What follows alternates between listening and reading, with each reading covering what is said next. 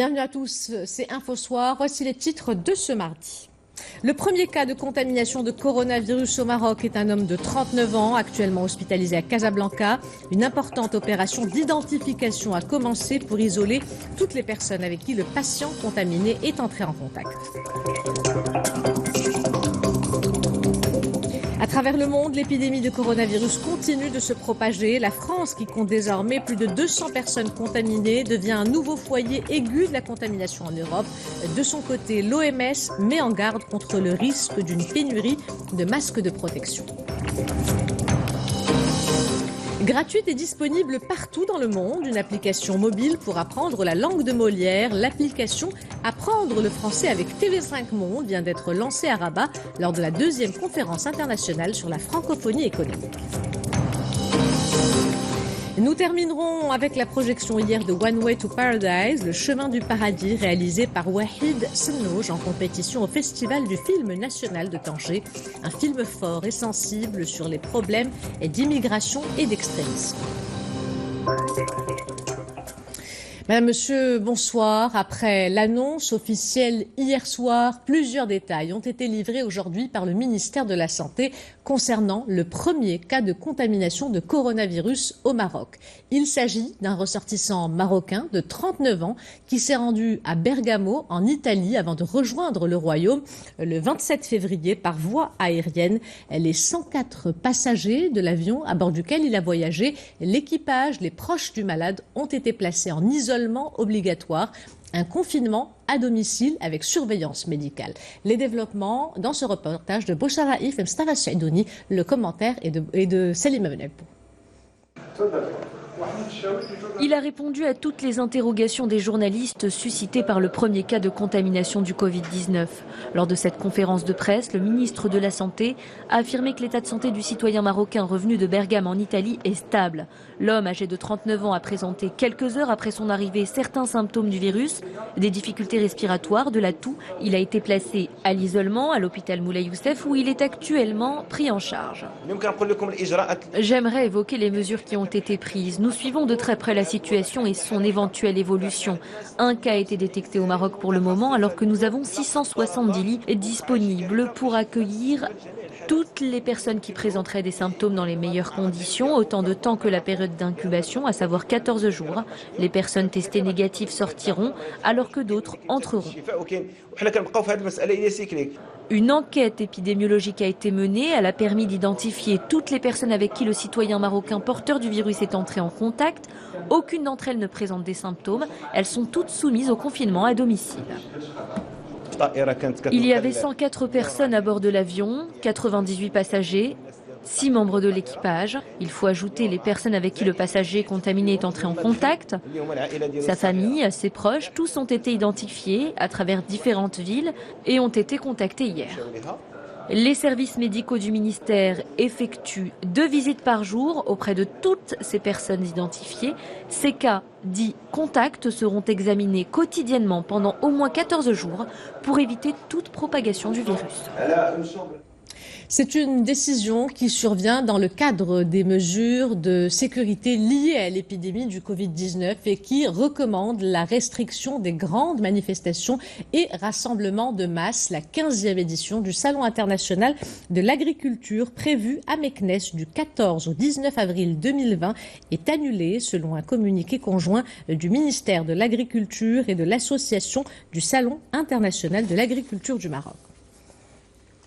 Malgré une déclaration officielle limitant le nombre d'infections à un seul cas, plusieurs rumeurs circulent sur les réseaux sociaux. L'une d'entre elles concerne la fermeture des écoles au Maroc demain. Le ministère de l'Éducation nationale a démenti catégoriquement ce mardi toute démarche de fermeture des écoles à partir de mercredi. Le ministère dément également avoir avancé les dates des vacances scolaires prévues à la fin du mois de mars courant et appelle dans son communiqué à ne pas donner de crédit à ce genre de fake news. Vous le savez, il n'existe pas de traitement contre le coronavirus. Pour l'instant, seul le respect de mesures préventives permet de limiter les risques d'infection. Pour se protéger, il suffit d'adopter quelques gestes simples comme se laver régulièrement les mains. Plus d'explications dans ce reportage de Abdel Fattah Moumen sur un commentaire de Rizlan Taibi. Toux, fièvre, asthénie, détresse respiratoire, tout le monde connaît maintenant les symptômes du Covid-19 qui défrayent la chronique depuis l'apparition du cas index en Chine en décembre dernier. Mais qu'en est-il des moyens de transmission du virus ? Il faut impérativement être vigilant, prendre ses précautions. Si je commence à éternuer souvent et j'ai des symptômes de grippe, je dois consulter le médecin. Il ne faut surtout pas paniquer, éviter le maximum de serrer les mains, éternuer dans le coude et utiliser des mouchoirs en papier. En effet, selon les spécialistes, la meilleure façon de se protéger est de s'éloigner le plus possible des foules et avoir une hygiène irréprochable. Il faut se laver systématiquement et méticuleusement les mains si on touche une surface suspecte. Éviter de serrer les mains et toucher immédiatement après les yeux ou le nez. Et éviter les endroits publics où il y a la cohue. À ce jour, il n'existe ni vaccin ni médicament antiviral spécifique. Les personnes touchées par le coronavirus reçoivent des soins pour soulager les symptômes. Et pour toute information, le ministère de tutelle a mis à la disposition des Marocains un numéro vert. À travers le monde, l'épidémie de coronavirus continue de se propager avec 90 151 cas. La France, qui a enregistré son 4e décès et compte désormais 204 personnes contaminées, devient un nouveau foyer aigu de la contamination en Europe avec l'Italie et l'Allemagne. De son côté, l'Organisation mondiale de la santé met en garde contre le risque d'une pénurie de masques de protection. Rita Zah. Prise de température obligatoire pour ces passagers tout juste arrivés à l'aéroport international de Carthage. En Tunisie, les mesures sanitaires ont été renforcées car hier le pays a diagnostiqué un premier cas de Covid-19. Un homme de 40 ans arrivé depuis la ville italienne de Gênes dans le pays par voie maritime.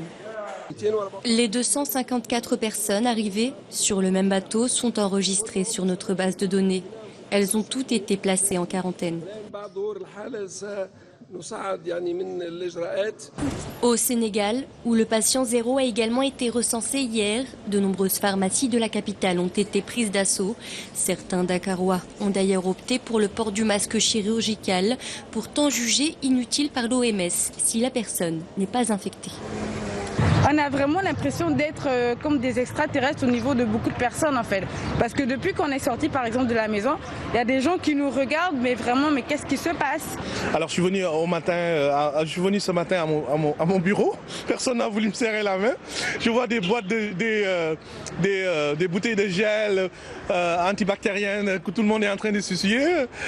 Avec plus de 80 150 personnes testées positives au Covid-19 pour près de 2 950 décès, la Chine, foyer de l'épidémie, commence finalement à entrevoir une lueur d'espoir. Face aux mesures draconiennes prises dans le pays, depuis plusieurs jours, le nombre quotidien de contaminations et décès est en baisse.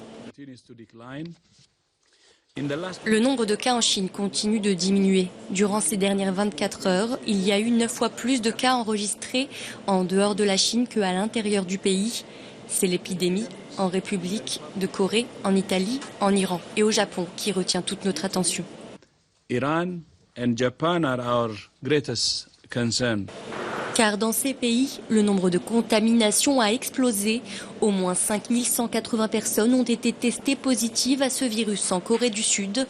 En Iran et en Italie, la barre des 2000 cas a été dépassée. En Espagne, en Allemagne, en France ou encore aux États-Unis, où les cas de Covid-19 sont également en hausse constante, des mesures de plus en plus drastiques sont mises en place. Au Vietnam, pour rassurer la population et l'inciter à prendre certaines mesures d'hygiène, un clip devenu viral a été diffusé par le gouvernement de ce pays d'Asie. Dans un rythme entraînant, la chanson appelle les citoyens à se laver les mains, à être vigilants pour éloigner le coronavirus. Des paroles reprises par des centaines d'internautes, puis repartagées en masse sur la toile.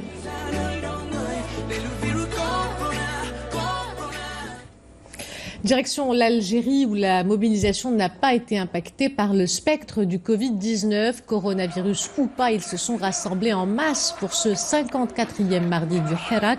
À Alger, les étudiants accompagnés de nombreux citoyens ont de nouveau investi les rues de la capitale pour réclamer un changement du système politique. Malgré son inculpation pour corruption, le Premier ministre israélien Benjamin Netanyahou se dirige vers une victoire convaincante aux élections législatives. Les dernières tendances le placent en position de force pour former le prochain gouvernement et se présenter à son procès. Mamadou Diaye. Des électeurs du Likoud confiants de leur victoire. Les tendances d'environ 90% des votes dépouillés sont en faveur de l'actuel Premier ministre. Avec 29,3% des voix, le leader de la droite revendique déjà la victoire. Nos rivaux avaient dit que l'ère Netanyahou était terminée, mais nous avons inversé la donne. Former un gouvernement, c'est tout l'enjeu de ce troisième scrutin en 9 ans.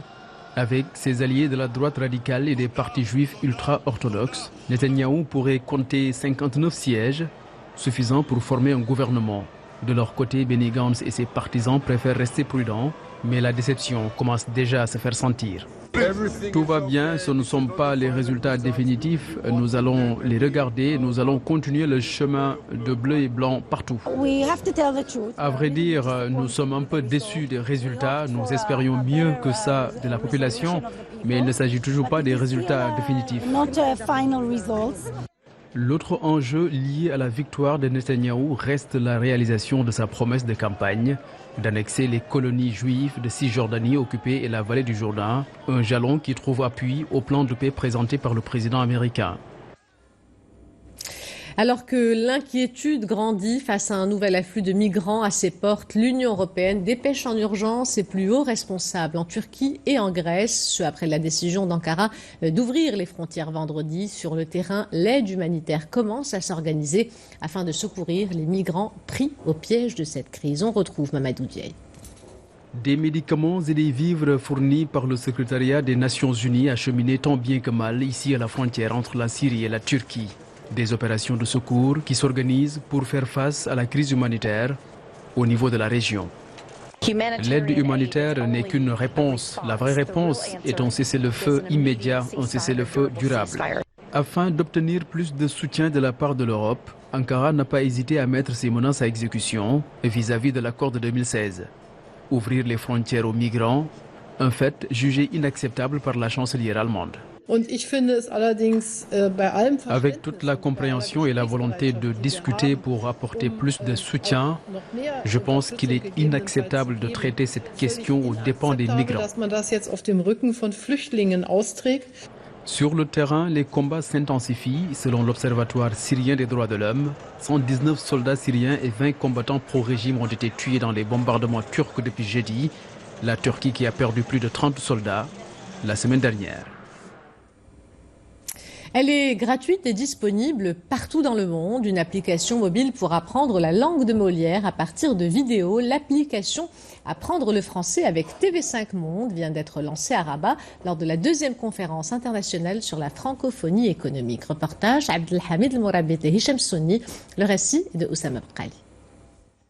Bien qu'ils ne soient qu'au lycée, ces jeunes Marocains, quelles que soient leurs ambitions de carrière ou de formation, réfléchissent déjà à leur employabilité. Toutes et tous ne jurent que par l'importance des langues. De nos jours, être polyglotte est devenu une exigence de l'emploi. On ne peut pas négliger l'importance des langues, également au niveau académique et au niveau de la formation professionnelle et académique de la personne. Sur le marché du travail, le français et l'anglais sont devenus obligatoires. Maîtriser d'autres langues est même plus favorable. Pour faciliter l'accès au plus grand nombre de Marocains à la langue d'Hugo et de Molière, TV5 Monde a annoncé hier, en marge de la 2e conférence internationale sur la francophonie économique, le lancement d'une application proposant un accompagnement innovant et interactif pour apprendre le français. Apprendre le français avec TV5 Monde, qui est destiné aux apprenants de tout niveau, gratuite et téléchargeable sur Android et iPhone. Donc cette application permet d'apprendre le français d'une manière différente, basée sur nos émissions et des programmes télé de TV5 Monde. Organisé par le Centre interdisciplinaire de recherche en performance et compétitivité de l'Université Mohamed V, avec l'Observatoire de la francophonie économique de l'Université de Montréal, cette conférence a eu pour thème l'entrepreneuriat et l'insertion professionnelle des jeunes et des femmes en Afrique et a vu la participation de 26 pays francophones. Le problème d'insertion des femmes, en réalité, il est en train d'être pris en charge. Les femmes quand même font beaucoup pour qu'on tienne compte du genre dans toutes les décisions nationales. L'Observatoire de la francophonie économique qui a été mis en place il y a 2 ans, qui veut justement faire en sorte que la francophonie fédère tout ce qu'il y a de meilleur dans le domaine du développement économique. Création de réseaux de jeunes économistes. 6e espace géopolitique par sa population avec 230 millions de personnes dans le monde, la francophonie représente 16% du PIB mondial, 14% des réserves mondiales énergétiques et minières et un taux de croissance moyen de 7%. Au-delà des chiffres, dans le monde interconnecté où l'on vit, on est chez soi n'importe où grâce aux langues, comme dirait Edmund Deval. Revenons à présent sur le programme de valorisation des activités économiques et d'amélioration du cadre de vie dans la Médina de Fès, lancé hier par Sa Majesté le Roi Mohamed VI. Un projet synonyme de perspective d'avenir pour les artisans qui ont déjà vu leur activité s'améliorer grâce aux nombreux programmes de mise en valeur qui ont été lancés dans la Médina. Reportage Amina Ben Khalek, Khalid Nejdi et Abdelrahim Bahdi. Un va-et-vient ininterrompu dans les ruelles de l'ancienne Médina. Une Médina qui a fait peau neuve au grand bonheur de ses artisans, car leur quotidien a radicalement changé grâce au programme de mise en valeur de cette partie chargée d'histoire de la ville de Fès. Les choses sont à 100% différentes dans l'ancienne Médina. L'espace est bien équipé et propre, cela facilite notre travail. Les artisans voyaient leur activité reculer, mais les choses ont totalement changé grâce à ces projets qui ont aussi embelli la Médina. Ils ont également suscité l'optimisme des jeunes. Un optimisme amené à s'exacerber après le lancement hier du programme de valorisation des activités économiques et d'amélioration du cadre de vie dans la Médina, une feuille de route qui mobilise 670 millions de dirhams. Une bonne nouvelle pour les artisans installés ici depuis des décennies. Cela fait 30 ans que je travaille ici et ce changement, nous le voyons également dans le regard des touristes. Ce n'est pas uniquement l'aspect esthétique et les conditions de travail qui s'améliorent. Nos interactions avec les touristes ont également changé. Pour ces touristes en quête de dépaysement, l'ancienne Médina est l'une des étapes incontournables de leur séjour à Fès. Nous profitons de l'endroit, mais nous faisons aussi beaucoup d'achats. Cet endroit est fascinant et intéressant à observer. Nous n'avons pas d'espace similaire en Europe. Le nouveau programme de valorisation des activités économiques de Fès couvrira environ 2000 sites. Objectif, préserver le cachet architectural de l'ancienne Médina et garantir l'épanouissement de ses artisans. Je vous propose à présent de découvrir cette exposition des plus exceptionnelles organisée dans le cadre de la commémoration du séisme du 29 février 1960 par la commune d'Agadir. Porteuse d'une forte symbolique, cette exposition réunit les œuvres de 6 talentueux artistes. Pas moins de 60 tableaux dont la thématique tourne autour du nombre 60 sont exposés et sont scrutés sous tous les angles à travers des optiques conceptuelles, plastiques, artistiques et créatives. Ce sont des images de Rafiqa Gomad commentées par Samia Habsi. C'est à travers l'art que 6 artistes de la région d'Agadir ont exprimé les émotions que leur inspire la commémoration du 60e anniversaire du séisme. Pas moins de 60 tableaux qui portent tous le symbole du chiffre 60. Ils ont tous choisi le chiffre 60 pour que chacun puisse exprimer sa vision de la catastrophe qui a frappé Agadir. 60 tableaux qui constituent un mur qui symbolise la fraternité, la compassion et la solidarité. Ces 6 artistes ont uni leurs palettes pour réaliser une fresque de plus de 3 mètres sur 6 sous forme de puzzle thématique.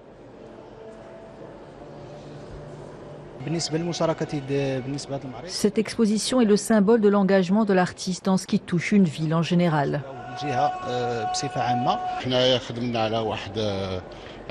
Nous avons travaillé sur le thème du chiffre 60 qui symbolise la mémoire de cette commémoration.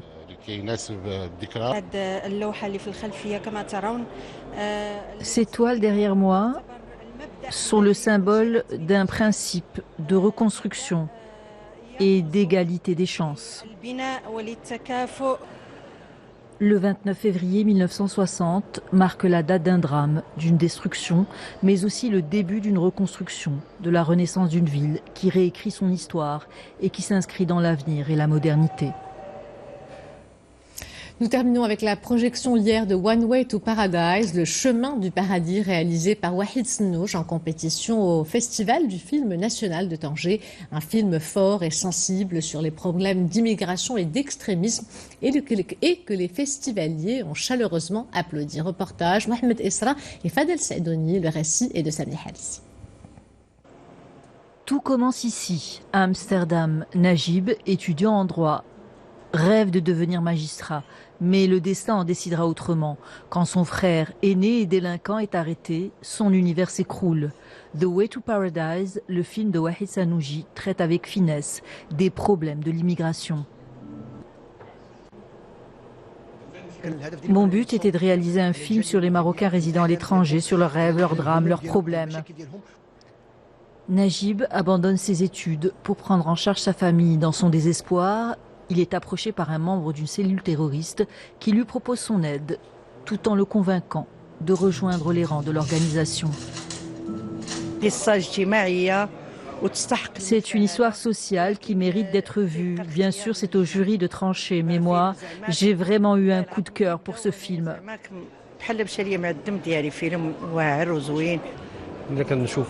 On sent dans les films de cette année que les thèmes choisis expriment un renouveau. Un film sensible qui aborde avec intelligence le problème de l'extrémisme qui touche certains jeunes issus de l'immigration. The Way to Paradise ne finit pas sur un happy end. Avant de nous quitter, je vous rappelle l'une des principales informations de ce journal. Après l'annonce officielle hier soir, plusieurs détails ont été livrés aujourd'hui par le ministère de la Santé concernant le premier cas de contamination de coronavirus au Maroc. Il s'agit d'un ressortissant marocain de 39 ans qui s'était rendu à Bergamo en Italie avant de rejoindre le Royaume le 27 février par voie aérienne. Les 104 passagers de l'avion à bord duquel il était, l'équipage et les proches du malade ont été placés en isolement obligatoire, un confinement à domicile avec surveillance médicale. C'est la fin de cette édition. L'information se poursuit sur notre site 2m.ma et sur l'application My2M. Le prochain journal Al Massaïa vous sera présenté par Zahra Etihel. Quant à moi, j'aurai le plaisir de vous retrouver demain si tout va bien. En attendant, excellente soirée à tous.